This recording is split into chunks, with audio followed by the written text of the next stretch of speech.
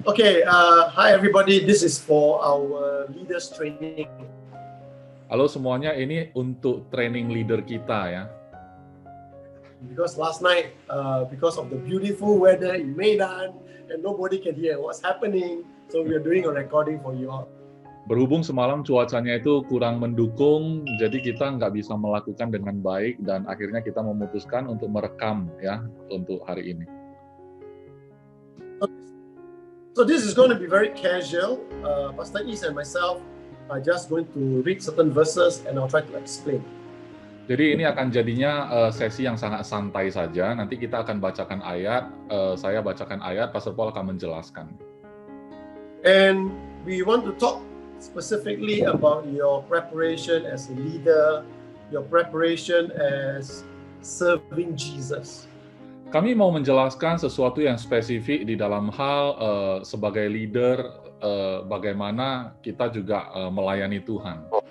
So just because we are right now in Agape Grace family does not mean that you will forever be in Agape Grace family. Karena kita sekarang ada di Agape Grace Family, bukan berarti selama-lamanya kita pasti selalu ada di dalam Agape Grace Family untuk seterusnya. You will always be a part of our heart, but God can use you and move you to other places, whether in Indonesia or other parts of the world. Selama-lamanya Anda pasti ada di dalam hati kami, tapi bisa saja Tuhan pakai Anda untuk melayani di kota-kota lain yang ada di Indonesia. I just heard from Pastor Is and Ibu Jenny that there are some students of WIBI already going back to Papua and going to start another WIBI branch over there. Pastor Paul baru saja mendengar saya dan istri saya bercerita bahwa salah satu atau beberapa murid WIBI yang akan kembali nanti ke Papua dan bahkan bisa membuka sekolah Alkitab seperti WIBI di sana. And we want them to do well. Dan kita berharap mereka memang benar-benar melakukan dengan baik. We want them that when they go over there, whatever good whatever good they take from AGM, they bring over there. The bad one live in Medan. Nah, kalau apa yang mereka dapatkan dari AGF yang bagus-bagus, kita harap bisa juga mereka terapkan di sana ya. Yang jelek-jelek jangan dibawa ke sana, tinggalkan saja di Medan. Okay, so we want to talk about preparation, we want to talk about your calling, we want to talk about your focus. Kami mau berbicara tentang persiapan, kemudian panggilan, dan juga Focus. Purpose, tujuan. So Pastor Is and myself were talking, we were just chatting lah, and then I was sharing with him about Mark chapter 11 a few days ago. Beberapa hari yang lalu kami berdua ada ngobrol-ngobrol dan kemudian Pastor Paul ada sharing kepada saya dari Markus pasal 11. And I'm going to ask Pastor Is to just read Mark chapter 11 verse 23 to verse 25. Oke, saya akan bacakan dari Markus pasal 11 ayat 22 sampai 25. Yesus menjawab mereka, "Percayalah kepada Allah. Aku berkata kepadamu, sesungguhnya barang siapa berkata kepada gunung ini, beranjaklah dan tercampaklah ke dalam laut, asal tidak bimbang hatinya, tetapi percaya bahwa apa yang dikatakannya itu akan terjadi, maka hal itu akan terjadi baginya. Karena itu aku berkata kepadamu, apa saja yang kamu minta dan doakan, percayalah bahwa kamu telah menerimanya, maka hal itu akan diberikan kepadamu. Dan jika kamu berdiri untuk berdoa, ampunilah dahulu sekiranya ada barang sesuatu dalam hatimu terhadap seseorang, supaya juga Bapamu yang di surga mengampuni kesalahan-kesalahanmu." So the first part in Bahasa and in English and in the original actually got a very different emphasis. Nah, di bagian pertama yang kita baca ayat tadi, baik itu terjemahan Indonesianya atau terjemahan bahasa Inggris dan bahkan terjemahan aslinya itu memiliki penekanan yang sedikit berbeda. So in the original is actually in Greek. Kalau bahasa aslinya itu dalam bahasa Ibrani. Okay, so in English, I'm reading from the NIV. It says, "Have faith in God." Kalau dalam terjemahan bahasa Inggris yang NIV, Milikilah. Jadi percayalah kepada Allah itu terjemahan dalam bahasa Inggris NIV dikatakan milikilah iman di dalam Allah. So what is it in bahasa? How Just does it? believe to God, believe God, just believe God. Okay, percaya Ya, Allah. percaya kepada Allah. Okay. But the original actually says this, have the kind of faith God have the faith of God.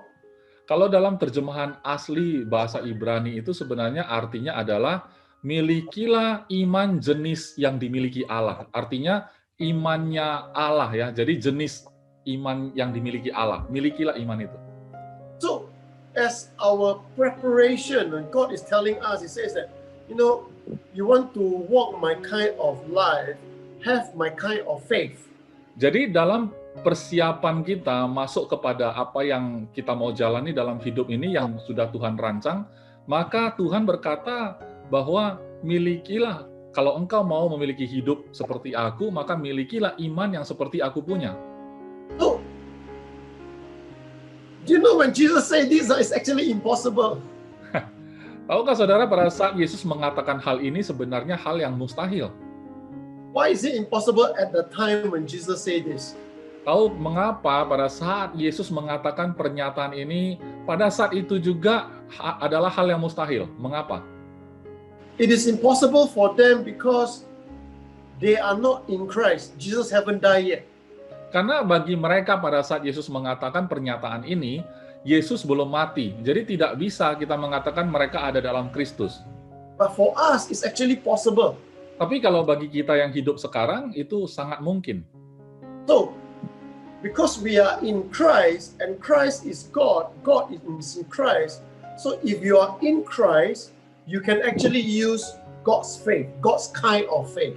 Karena kita ada dalam Kristus, Kristus ada di dalam Allah, dan kemudian Allah dalam Kristus. Berarti kita dalam Kristus, kita punya juga imannya Allah itu.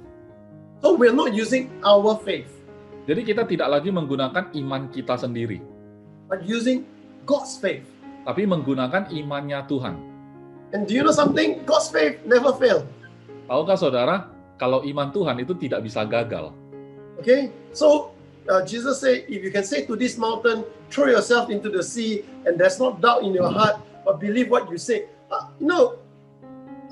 For your record, no one called the mountain go to the sea go to the sea. Nah, selanjutnya Yesus berkata bahwa sesungguhnya barang siapa berkata kepada gunung ini, beranjaklah dan tercampaklah ke dalam laut, asal tidak bimbang hatinya, tetapi percaya apa yang dikatakan itu akan terjadi, maka hal itu akan terjadi. Tapi catatan bagi kita, tidak ada seorang pun di dunia ini yang mengatakan kepada gunung, tercampak ke laut, kemudian itu terjadi, itu nggak ada. I do not know in Indonesia last time, got people look at Krakatoa, the volcano Krakatoa, and says, Krakatau. gone, Krakatau. Krakatau, be gone, and then boom, gone. Saya nggak tahu ya, tapi saya pernah dengar cerita di Indonesia waktu Gunung Krakatau mau erupsi, kemudian ada yang mengatakan tidak jadi ya, supaya nggak erupsi gitu, tapi nyatanya ya meletus juga. Right, but that was a huge eruption last time, yeah. Dan itu memang kejadian letusan gunung berapi yang sangat besar. So whenever I read scripture, I would think, anywhere in the world event, such thing happen or not. Jadi pada saat saya membaca firman Tuhan, saya selalu membayangkan di dunia ini pernah nggak terjadi seperti ini gitu. But where in the Bible does it show us in our preparation to have the God kind of faith manifested? Nah, kemudian pertanyaannya adalah di manakah di Alkitab yang tercatat bahwa dalam persiapan manusia dalam perjalanannya itu yang memiliki iman Tuhan. So the problem with many of us Christians, masalah yang ada pada kebanyakan orang Kristen, is that we think we are a physical being, a human being, trying to have a spiritual experience. Kita berharap bahwa tubuh jasmani kita yang ada dagingnya ini, tubuh jasmani, ingin merasakan pengalaman rohani. So we are trying to physical trying to touch spiritual. Jadi itu berarti jasmani kita ingin coba menjamah hal rohani. But that is true if you are not born again. Itu benar kalau saudara belum lahir baru ya. Because when you are born again, so as a human being, you have a spirit, you have a soul, and you have a body. Jadi sebagai manusia, semua manusia, kita itu ada roh, ada jiwa, kemudian ada tubuh. So when you are born again, which one is born again? Dari tiga hal ini, pada saat saudara lahir baru, yang mana yang lahir baru sebenarnya? Is it our body make new? Apakah tubuh kita jadi baru? No. Tidak ya. Is it our soul become Jesus kind of soul? Apakah jiwa kita tiba-tiba berubah seperti jiwanya Yesus? No. Tidak. But it's our spirit that was dead that becomes alive again. Tapi roh kita lah yang tadinya mati menjadi hidup kembali. So the Bible is very clear about this, that our spirit joins God's spirit and become one with God. Dalam firman Tuhan sangat jelas dikatakan bahwa roh kita yang sudah hidup itu bersatu dengan roh Allah menjadi satu. So we are a spirit being first. Now Jadi sebagai orang Kristen, ya hal pertama adalah kita ini adalah makhluk rohani. Itu dulu yang pertama. And it's a spirit having a physical, a human experience now. Jadi sekarang kita adalah makhluk roh yang memiliki pengalaman-pengalaman jasmani. So our old thinking as believers is like this is the divider. We are physical, this is spiritual. We are trying to go from the physical to the spiritual, to take from the spiritual to come to the physical. Lah, jadi yang sering terjadi adalah kita berpikir dalam bayangan kita ini adalah makhluk jasmani yang ingin mengambil sesuatu dari rohani, kemudian untuk dialami secara jasmani. Itu yang ada dalam gambaran kita. But the problem with that is that if this is our kind of preparation, so what we are limited is what we see on this side, and we are trying to go over that side, the spiritual, to take whatever we need to meet this side. Jadi kalau kita punya pemahaman seperti itu, kelemahan atau batasannya adalah kita selalu punya batasan di dalam alam jasmani, tapi kita berharap kita menyeberang ke alam rohani, kemudian kita ngambil sesuatu untuk memenuhi kebutuhan yang ada di jasmani. So if we are doing this, we are trying from the physical to take from the spiritual. What are we actually having a mindset of? Jadi kalau kita lakukan itu seperti berarti kita dari jasmani kita ingin ambil sesuatu dari rohani gitu. Nah kalau seperti itu apa yang sebenarnya terjadi? We are actually having a lack mentality. Itu sebenarnya kita punya mentalitas kekurangan. Alright, a poverty mentality, a lack mentality. We are always looking at our need and not looking at our abundance coming over. Jadi kalau kita hidup seperti itu, kita berarti punya mentalitas miskin, mentalitas serba kekurangan. Karena kita selalu ingin mengambil, karena kita masih merasa kurang. Kita selalu bekerja dari kekurangan, bukan sebaliknya. Kita ini makhluk roh, dan kemudian kita sebenarnya dari kelimpahan harusnya. So, Pastor Is, help me to go to John chapter 4. John chapter 4, reading from verse 10, verse 9, all the way to verse 15. Verse 9 to verse 15. Oke, saya akan bacakan Yohanes 4 ayat 9 sampai 15. Maka kata perempuan Samaria itu kepadanya, "Masakan engkau seorang Yahudi minta minum kepadaku seorang Samaria?" Dalam kurung, sebab orang Yahudi tidak bergaul dengan orang Samaria. Jawab Yesus kepadanya, "Jikalau engkau tahu tentang karunia Allah dan siapakah dia yang berbicara kepadamu, berilah aku minum, niscaya engkau telah meminta kepadanya, dan ia telah memberikan kepadamu air hidup." Kata perempuan itu kepadanya, Tuhan, Engkau tidak punya timba dan sumur ini amat dalam. Dari manakah Engkau memperoleh air hidup itu? Adakah Engkau lebih besar daripada bapa kami Yakub yang memberikan sumur ini kepada kami dan yang telah minum sendiri dari dalamnya, ia serta anak-anaknya dan ternaknya? Jawab Yesus kepadanya, barang siapa minum air ini, ia akan haus lagi. Tetapi barang siapa minum air yang akan kuberikan kepadanya, ia tidak akan haus untuk selama-lamanya. Sebaliknya air yang akan kuberikan kepadanya akan menjadi mata air di dalam dirinya, yang terus-menerus memancar sampai kepada hidup yang kekal. Kata perempuan itu kepadanya, Tuhan, berikanlah aku air itu, supaya aku tidak haus dan tidak usah datang lagi ke sini untuk menimba air. So you see, this is the what we are saying, right? Jesus is saying that the water I give, it will spring out as living water. And the woman is thinking, okay, give me this water so that I will not be thirsty. So she's looking at her thirstiness all the time. Ya, jadi dari kisah ini kita bisa melihat ini adalah contoh seperti yang kita bahas tadi. Perempuan Samaria ini selalu mencari sebuah kebutuhan secara jasmani atau fisik. Sedangkan Yesus sedang berbicara tentang mata air yang dimana kalau dia minum itu adalah air hidup yang kalau diminum tidak akan haus lagi. Tapi yang dia cari adalah air secara jasmani karena yang dia cari selalu hal-hal yang secara jasmani. So Jesus is saying that firstly the woman asked, "Are you greater than our father Jacob?" Of course lah. He created the world. Jadi waktu pertama perempuan Samaria ini bertanya kepada Yesus, emangnya kamu siapa? Apakah kamu lebih besar dari bapak kami Yakub? Karena itu sesuatu yang besar bagi mereka. Ya tentulah. So you think about it, is Abraham, Isaac, then Jacob, right? Saudara pikirkan Abraham, Ishak, kemudian Yakub kan? So Jacob is third generation. Jadi Yakub ini adalah generasi ketiga. Abraham is first generation. Abraham adalah generasi satunya. You remember what Jesus said to the Pharisee?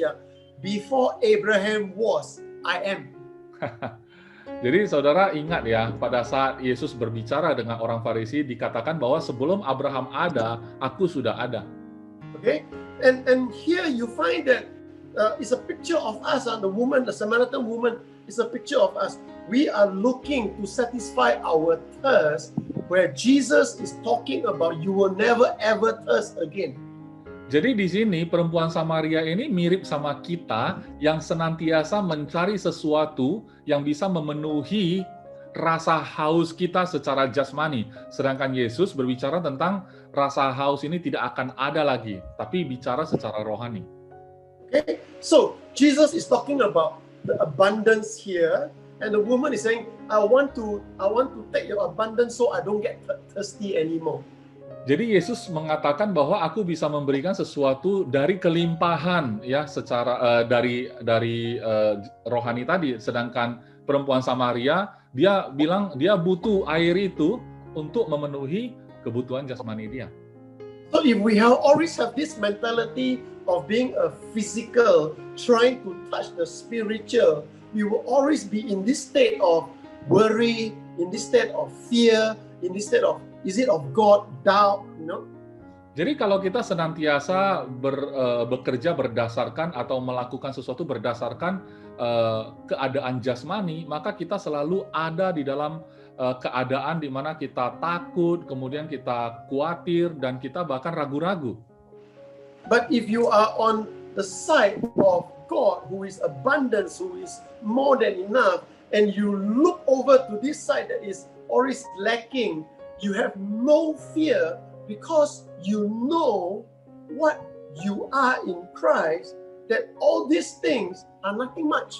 Jadi kalau saudara menyadari benar-benar bahwa saudara posisinya sebenarnya di dalam rohani yang adalah kelimpahan belaka, maka kita bukan berdasarkan yang kekurangan secara jasmani tadi, maka kita bisa menjalani kehidupan secara kelimpahan tanpa rasa takut atau khawatir. And here, I asked Pastor Is to stop there. And here we want to carry on, but I want to talk about the 5 husbands. I'm going to ask about Pastor Is to help me to read verse 19 all the way to verse 22. Saudara boleh baca, verse 26. oke. Saudara boleh baca nanti keseluruhan pasal ini tentang perempuan Samaria, tapi kita tidak bahas soal dia memiliki 5 suami dan seterusnya. Tapi saya akan bacakan dari ayat 19, kemudian lanjut sampai 26. Kata perempuan itu kepadanya, Tuhan, nyata sekarang kepadaku bahwa engkau seorang nabi. Nenek moyang kami menyembah di atas gunung ini, tetapi kamu katakan bahwa Yerusalemlah tempat orang menyembah. Kata Yesus kepadanya, percayalah kepadaku, hai perempuan. Saatnya akan tiba bahwa kamu akan menyembah Bapa bukan di gunung ini dan bukan juga di Yerusalem. Kamu menyembah apa yang tidak kamu kenal, kami menyembah apa yang kami kenal, sebab keselamatan datang dari bangsa Yahudi. Tetapi saatnya akan datang dan sudah tiba sekarang bahwa penyembah-penyembah benar akan menyembah Bapa dalam roh dan kebenaran. Sebab Bapa menghendaki penyembah-penyembah demikian. Allah itu roh dan barang siapa menyembah dia, harus menyembahnya dalam roh dan kebenaran. Jawab perempuan itu kepadanya, aku tahu bahwa Mesias akan datang, yang disebut juga Kristus. Apabila ia datang, ia akan memberitakan segala sesuatu kepada kami. Kata Yesus kepadanya, akulah dia yang sedang berkata-kata dengan engkau. So you find that the woman changed subject, right? You talk about, okay, now you talk about spiritual and physical. We must, your Jews say worship in Jerusalem. We all say worship here. Jesus says it's not where you worship, it's not the location. Jadi kita bisa lihat di sini bahwa perempuan Samaria mengubah topik pembicaraan dari tentang kebutuhan fisik dan jasmani dan rohani tadi itu, dia beralih tentang penyembahan. Dia katakan tentang di mana seharusnya orang menyembah Tuhan. Sedangkan Yesus mengatakan bukan menyembah di mananya yang penting.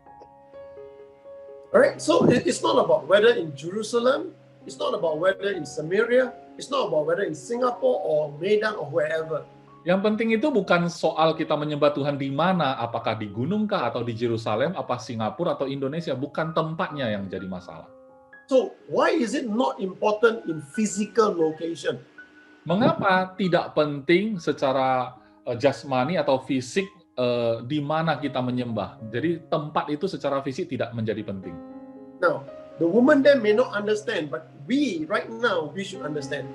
Kalau pada saat terjadi pembahasan ini antara Yesus dan perempuan Samaria itu mungkin tidak bisa paham. Tapi kita yang hidup hari ini, kita baca dan kita bisa paham. Where is the Holy Spirit living now? Di manakah Roh Kudus tinggal sekarang? In us, right? Dalam kita, kan? And so for we are actually the location. Jadi sebenarnya kitalah lokasi penyembahan itu. Okay, so if we are the location for God to live in, therefore everywhere we worship it's not about location anymore, right? Location taken away. Whatever we worship is actually in spirit and in truth. Jadi sebenarnya kalau kita ada Roh Kudus di dalamnya, berarti kemanapun kita pergi, tempat secara fisik tidak penting, tapi dimanapun kita menyembah, sebenarnya kita telah menyembah di dalam roh dan kebenaran. So, location deal with already, so location taken away. Jadi tempat menyembah, lokasi itu sudah menjadi bukanlah faktor ya, sudah selesai. Okay, so location is out. Where is the spirit right now? Jadi bicara fisik tadi secara lokasi sudah tidak ada. Nah sekarang where is the spirit ya? Where is the spirit right now? Nah sekarang roh itu ada di mana posisinya? In us, right? Dalam kita, kan? So spirit no more problem. Nah sekarang roh pun sudah tidak jadi masalah lagi karena sudah ada dalam kita. So what is missing? Jadi yang sisa apa? Yang kurang. Missing is truth, kebenaran, ya? Ya, roh dan kebenaran, kan, berarti kebenaran itu di mana?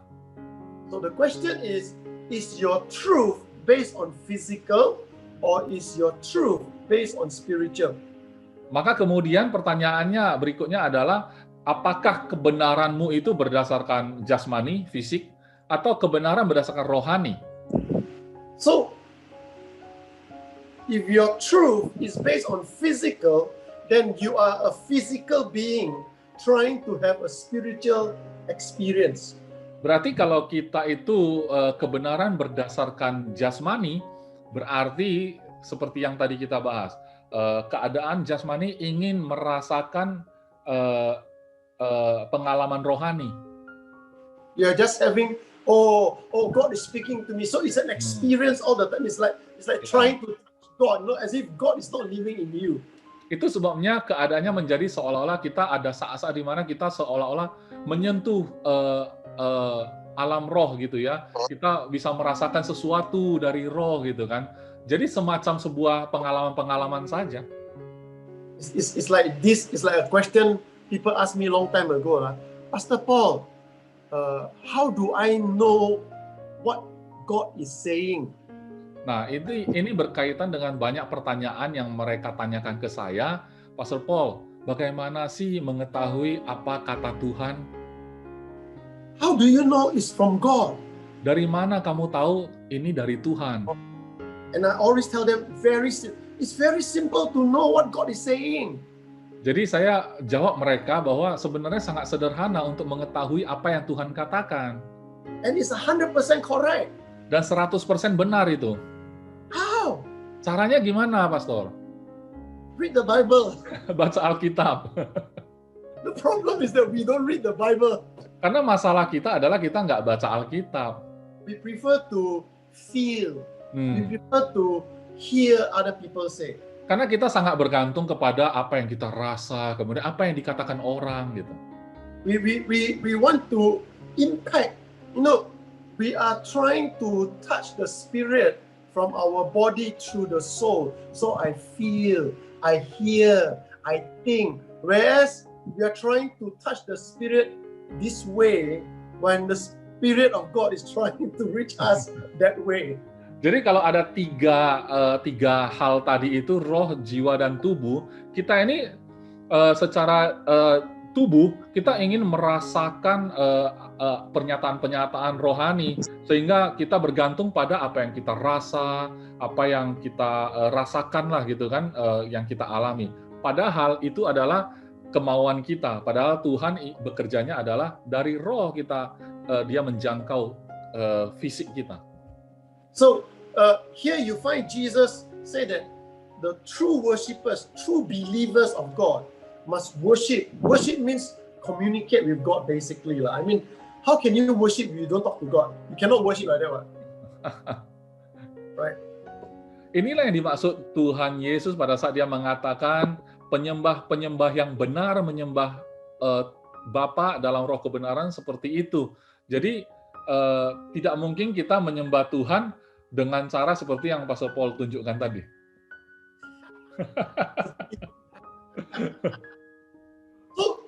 So what is actually lacking is truth.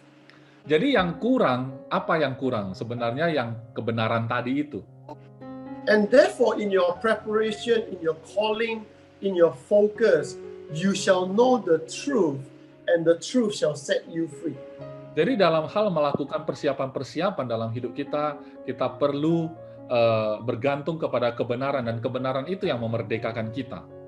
So, if I know the truth, how does my preparation is accurate? Because I'm not bothered by other things already. The truth sets me free. Bagaimana cara saya bekerja berdasarkan kebenaran? Kalau saya mengenal kebenaran itu, maka saya tidak terganggu dengan apa yang ada di luar sana, sehingga saya benar-benar dimerdekakan.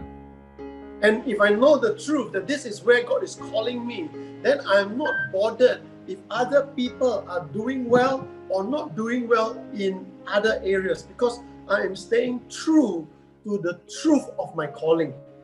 Karena kalau kita benar-benar mengenal kebenaran itu dan kita tahu secara kebenaran kita dipanggil untuk apa oleh Tuhan, maka apa yang kita lihat di luar sana orang melakukan lebih baik dari kita itu nggak mengganggu kita lagi. Kenapa? Karena kita telah berdiri dengan benar menuju kepada kebenaran yang kita dapatkan itu.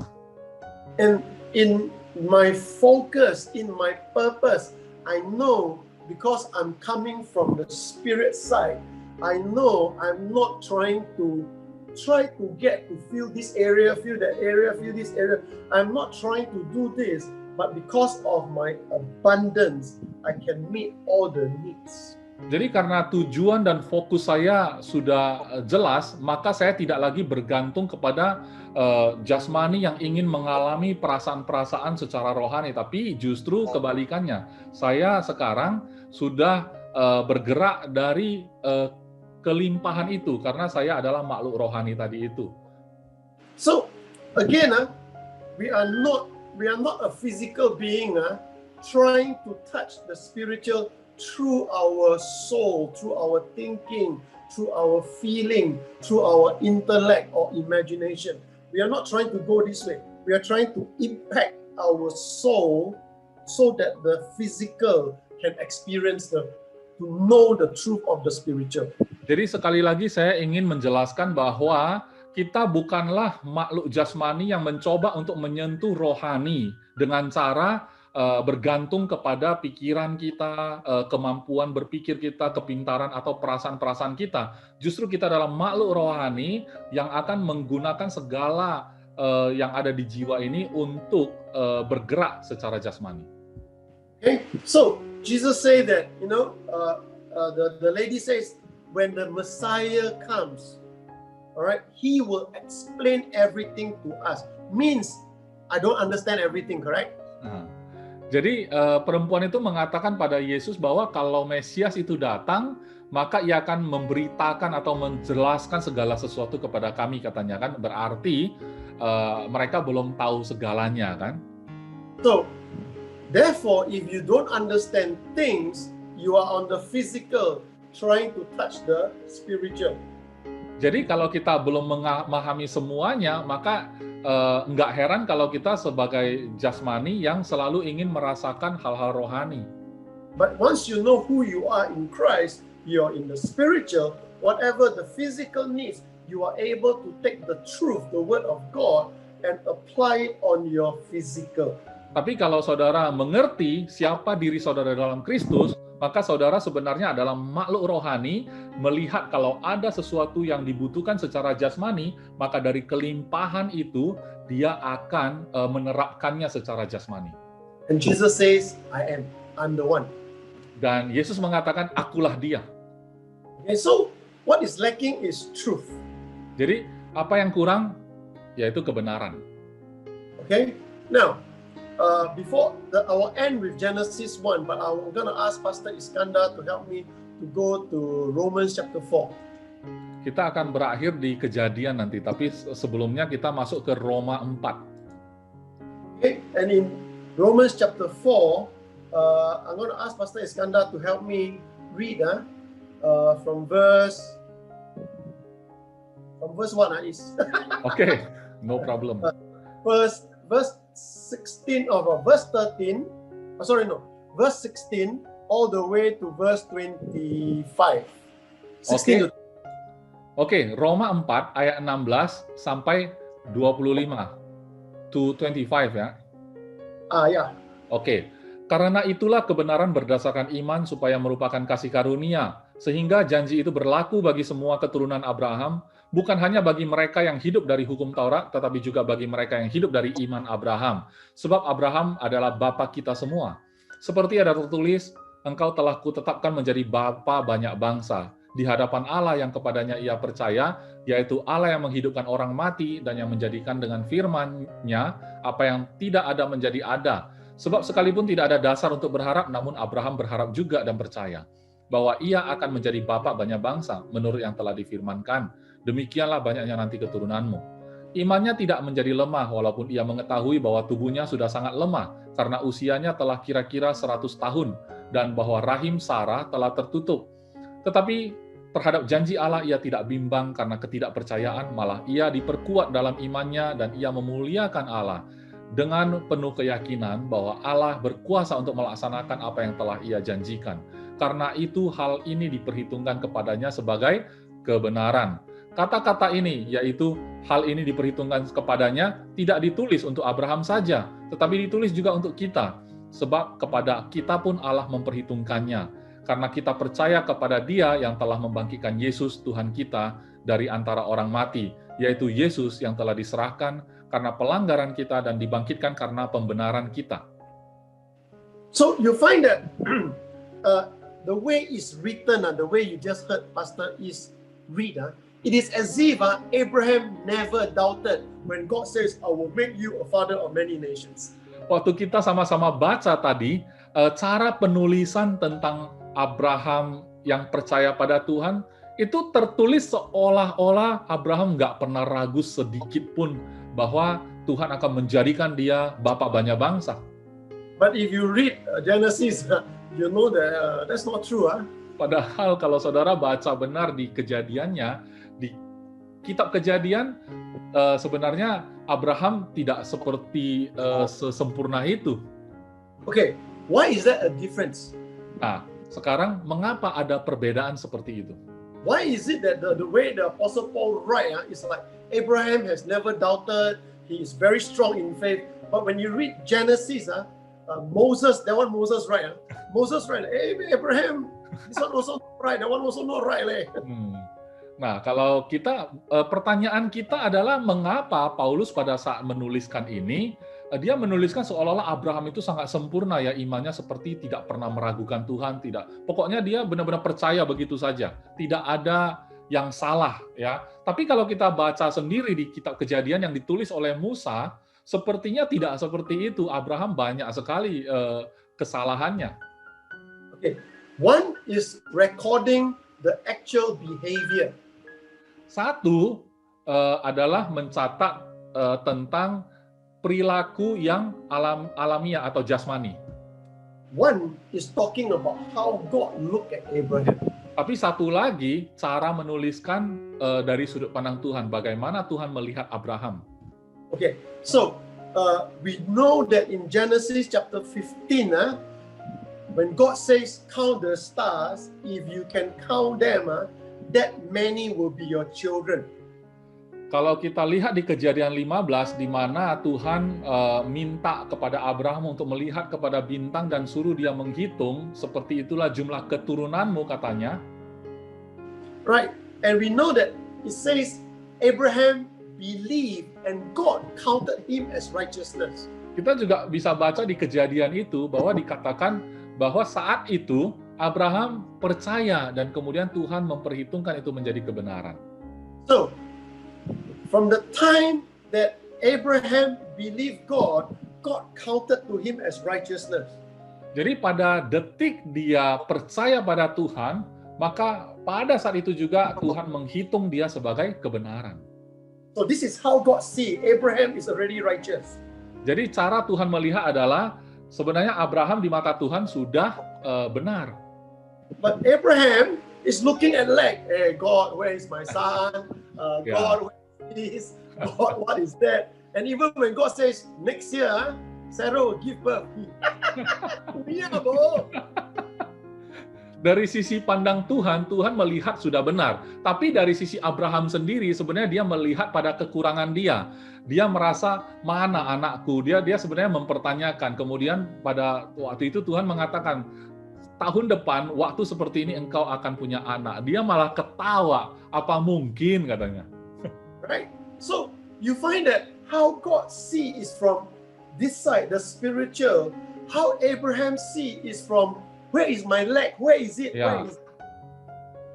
Jadi di sini kita bisa melihat bahwa Tuhan melihat kita itu dari sisi rohania. Jadi artinya tidak ada kekurangan karena kelimpahan belaka. Tapi cara manusia melihat selalu dari jasmani, sehingga melihatnya adalah apa yang kurang. And it's so beautiful that this is recorded for us. Dan sangat indah karena ini dicatat untuk kita sekarang. Why is it beautiful? Mengapa itu indah? Okay, watch this. It says that verse 17. Verse 17 it says that he is our father. Abraham is our father in the sight of God, in whom he believed. God who gives life to the dead and call those things that are not as if they are. Dikatakan bahwa engkau telah kutetapkan menjadi bapak banyak bangsa di hadapan Allah yang kepadanya ia percaya, yaitu Allah yang menghidupkan orang mati dan yang menjadikan dengan firman-Nya apa yang tidak ada menjadi ada. And then in verse 21 and verse 22, he says, fully persuaded. Sometimes I read this and I read Genesis. I don't think he's fully persuaded, but never mind. The Bible says he's fully persuaded that God has the power to do what he has promised. And this is why it sounds as if because Abraham believed that God has the power, this is why it's credited, but we know that it's actually the other way around. Ya, jadi ayat 21 dikatakan dengan penuh keyakinan bahwa Allah berkuasa. Pada saat saya membaca kata dia penuh keyakinan, saya membayangkan kembali apa yang tercatat hidup Abraham di Kejadian. Saya merasa kayaknya enggak begitu amat gitu ya. Tetapi tercatat begitu, oke lah, saya terima aja. Penuh keyakinan bahwa Allah berkuasa untuk melaksanakan apa yang telah Ia janjikan. Dan karena inilah maka dia diperhitungkan kepadanya sebagai kebenaran. Jadi seolah-olah karena kita sudah punya keyakinan tadi sehingga kita baru dihitung. Padahal sebenarnya di mata Tuhan sebenarnya itu adalah terbalik. So, why is this good for us? Mengapa itu baik bagi kita? It is good for us because we are still struggling here, but in the eyes of God, we are the righteousness of God in Christ. Baik bagi kita karena kita selalu melihat dari sisi jasmani di mana kita penuh kekurangan, tapi sebaliknya Tuhan sebenarnya melihat kita dari sisi rohania sehingga kita sebenarnya tidak ada kekurangan sama sekali. So now we have a choice. Sekarang kita punya pilihan. Okay? We have a choice to move from physical, so the soul is the barrier now, from physical to soul to spiritual, or from spiritual touch the soul, renew ourselves to touch the physical. Sekarang pilihan kita adalah apakah kita mau mulai dari jasmani atau tubuh kita mempengaruhi jiwa dan mencoba menyentuh rohani, atau kita mau kebalikannya. Kita adalah makhluk rohani, kita menggunakan semua pembaharuan di dalam jiwa untuk mempengaruhi kehidupan jasmani. Okay, so here you find that it is good. This passage is good for us because we can be at rest that God always see us righteous from His side, even though we don't see ourselves righteous and full in God's sight. Pasal ini baik bagi kita karena kita diberitahu bahwa Tuhan melihat kita itu dari kelimpahan karena dari sisi rohani. Sementara kita seringkali memang melihat sesuatu itu dari sisi jasmani di mana kita penuh kekurangan. Tapi dengan kita mengetahui kebenaran ini, maka kita bisa memilih untuk tidak terpengaruh. Thank you. Now, how then do we exercise? Go back to the same first question and we'll end here. How then do we exercise the faith of God or God kind of faith? Nah, pada akhirnya pertanyaan yang sama yang berulang kali ditanyakan adalah, nah sekarang pertanyaannya adalah bagaimana kita mempraktekkan imannya Allah tadi itu. So there are two things you need to remember. Jadi ada dua hal yang saudara perlu ingat. Number one, yang pertama, the Holy Spirit is already living in you. Roh Kudus sudah tinggal di dalam saudara. Okay? Number two, yang kedua, in the eyes of God, you are already the righteousness of God. I know righteousness and truth, same word in bahasa. Saudara harus tahu bahwa di mata Tuhan, saudara adalah kebenaran Allah. Dalam bahasa Indonesia, truth and righteousness sama-sama diterjemahkan sebagai kebenaran. Okay, so what we therefore need is another thing is, how does God see us, and how do we see ourselves in God? Nah, hal ketiga adalah bagaimana Tuhan melihat kita, atau bagaimana cara kita melihat diri kita dalam Tuhan. Okay, and therefore, if you know who you are in Christ, it therefore is easy, if you understand who you are, it's easy to speak those things that are not and call them into life. Maka kalau saudara mengerti siapa saudara dalam Kristus, maka lebih mudah atau memang mudah untuk mulai memperkatakan apa yang benar menurut firman Tuhan. Alright, so let's go to Genesis chapter 1. Nah, sekarang kita masuk ke Kejadian 1. So I'm not gonna ask Pastor East to read everything, okay? Saya tidak minta Pastor Iskandar bacain semua, but I just want to touch a few verses. tapi saya ingin menyentuh beberapa ayat di sini. Okay, verse 1 and 2 says how God created the heavens and the earth was formless. Di ayat 1 dan 2 itu dijelaskan bagaimana Tuhan menciptakan langit dan bumi belum berbentuk dan kosong. Okay, so I want Pastor Is to just read verse 3. Oke, jadi saya akan bacakan di ayat 3 saja. Berfirmanlah Allah, jadilah terang, lalu terang itu jadi. So, the bahasa Indonesia berfirman, ya kan? Berfirman, ya. Tapi in bahasa Inggris itu said or say. Ya, di terjemahan bahasa Indonesia dikatakan berfirmanlah Allah, tapi dalam bahasa Inggris God said, artinya Allah berkata. Berkata. Ya. So, God speak, okay? Then, jadi Allah berkata. alright, and then verse 6, Pastor Is. Kemudian ayat 6, berfirmanlah Allah, jadilah cakrawala di tengah segala air untuk memisahkan air dari air. Same again, berfirman or berkata. Ya. Right? Verse Sama 9. ya, berkata, Allah berkata. Ayat 9, berfirmanlah Allah, hendaklah segala air yang ada yang di bawah langit berkumpul pada satu tempat sehingga kelihatan yang kering, dan jadilah demikian. Verse 11. Ayat 11, berfirmanlah Allah, hendaklah tanah menumbuhkan tunas-tunas muda, tumbuh-tumbuhan yang berbiji, segala jenis pohon buah-buahan yang menghasilkan buah yang berbiji, supaya ada tumbuh-tumbuhan di bumi, dan jadilah demikian. So you find that this is a God kind of faith. What does God do in creation? He speak. Jadi inilah cara Tuhan mempraktekkan imannya Tuhan itu, yaitu dengan cara memperkatakan. Jadi dia berkata, itu caranya. Alright? And therefore, you also find that in Jesus, when he was on earth, what did he do? He do a lot of speaking. Itulah sebabnya kalau kita melihat sepanjang Yesus hidup di muka bumi ini, apa yang dia lakukan selama dia ada di bumi ini, dia sebenarnya berkata-kata. How does he stop the wave and the stormy winds? Bagaimana cara dia menghentikan ombak dan badai yang ada di tengah laut waktu itu? He spoke. Dia berkata. How did he cast out the demonic spirit? Bagaimana dia mengusir roh jahat? You know, he didn't go, he spoke. Dia nggak pakai gerakan-gerakan tertentu ya, tapi dia berkata. Right? So, what the Bible is actually trying to show us is whether we are a human being looking at lack, looking at not enough, looking at problems, trying to touch a spiritual side, to pull over to meet these needs. Jadi sebenarnya apa yang Alkitab ajarkan kepada kita sebenarnya dia ingin memberitahu bahwa sebenarnya manusia kebanyakan memang menyadari dia sebagai manusia jasmani yang selalu mencoba untuk menyentuh area rohani untuk memenuhi kebutuhan di jasmaninya.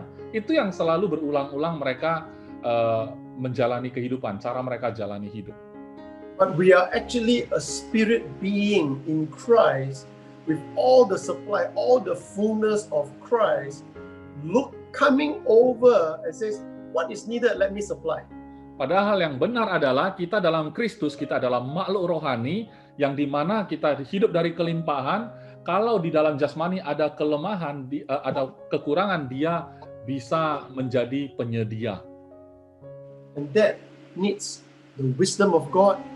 Number one, we need the Spirit of God. We need the wisdom of God. And we must understand who we are in Christ. Dan apa yang kita butuhkan? Yang pertama, we need to we need to know that we are we need to know we have the fullness of God. Oke, pertama kita harus mengetahui bahwa kita memiliki kepenuhan Allah. Okay, we need to know that we have the wisdom of God. Kemudian kita mengetahui bahwa kita memiliki hikmat Allah. And we need to see how the Spirit supply the physical. Dan kita perlu melihat bagaimana roh itu memenuhi kebutuhan jasmani. So it is not this side trying to come over here. It's actually this side trying to bless over here. Jadi sekarang bukan lagi kita dari sisi jasmani mencoba menyentuh sisi rohani untuk memenuhi kebutuhan di jasmani. Tapi sebenarnya kita dari sisi rohani, kita bisa memenuhi kebutuhan jasmani. So if that is the way to look at it, then your preparation, your calling, your purpose, or your focus would become a lot clearer, a lot easier. Disinilah kita akan melihat nanti bahwa persiapan kita, panggilan kita, kemudian apa yang kita lakukan, tujuan-tujuan kita itu akan menjadi lebih, will become what, Pastor? Sorry. Will become easier. Lebih mudah. Lebih mudah dan lebih jelas. Oke? So that's it for tonight. That's it for this training, ya. Jadi inilah untuk training kita. And I'm gonna ask Pastor Is to just close in a prayer and we'll end the recording. Oke, saya akan berdoa bagi kita semua dan kita akan akhiri rekaman kita ini. Mari kita berdoa. Bapa, kami sangat bersyukur melalui sharing yang mungkin tidak terlalu panjang ini tetapi sangat berbobot. Kami tahu Tuhan Engkau sedang berbicara kepada kami, di mana kami tidak lagi melihat diri kami adalah makhluk jasmani yang memiliki roh, tapi kami adalah makhluk rohani yang memiliki tubuh. Sehingga mulai hari ini kami menyadari posisi kami sebagai makhluk rohani, maka kami tidak lagi hidup dari kekurangan-kekurangan secara jasmani, tapi kami hidup dari kelimpahan-kelimpahan di mana roh kami telah bersatu dengan roh Tuhan. Tidak ada kekurangan di dalam Tuhan, sehingga kami juga tidak ada kekurangan apapun. Mulai hari ini, pada saat kami lihat dimanapun ada kekurangan di dalam kehidupan jasmani kami mulai ingin mempraktekkan imannya Tuhan sendiri, yaitu kami ingin memperkatakan, mengatakan hal yang seturut dengan firman-Mu, sehingga apa yang ada di dalam hidup kami ini, kami bisa melihatnya itu terjadi sesuai firman-Mu. Kami akan belajar untuk memperkatakan, dan itu adalah berasal dari iman-Mu sendiri, Tuhan. Kami bersyukur, kami ada dalam Kristus, kami juga bersyukur Roh Kudus ada di dalam kami.